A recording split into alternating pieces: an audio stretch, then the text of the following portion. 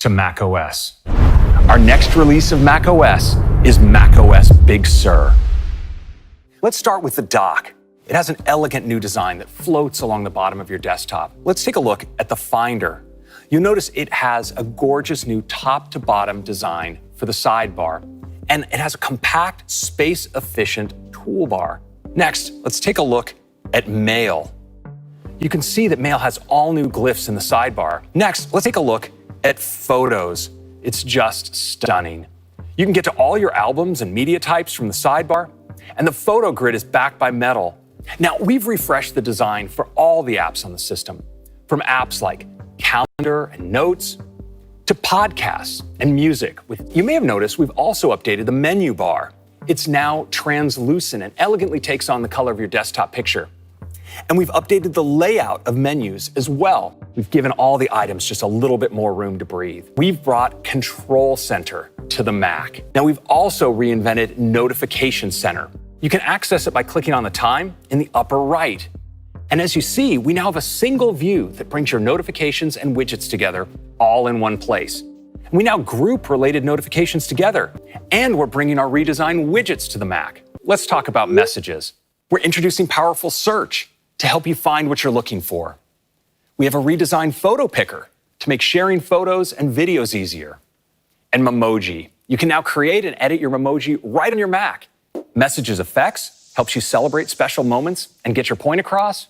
And you're also getting pin conversations that are synced across devices so you can always get to them, along with new Groups enhancements. Next up, Maps.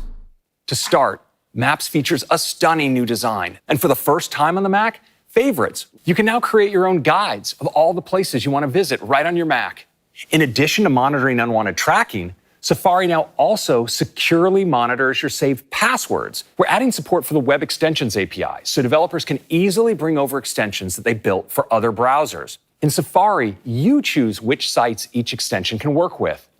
And you can even give them access just for the day, just for the website, or all the time. We have a whole slew of new features this year, from a customizable start page to redesigned tabs that are more elegant and powerful, and native translation capabilities built right into Safari. Today, we're going to tell you about some really big changes, how we're going to take the Mac to a whole new level. Today is the day we're announcing that the Mac is transitioning to our own Apple Silicon. So of course, when we updated our apps for Big Sur, we built everything as native for Apple Silicon. Microsoft is hard at work on Office for the Mac.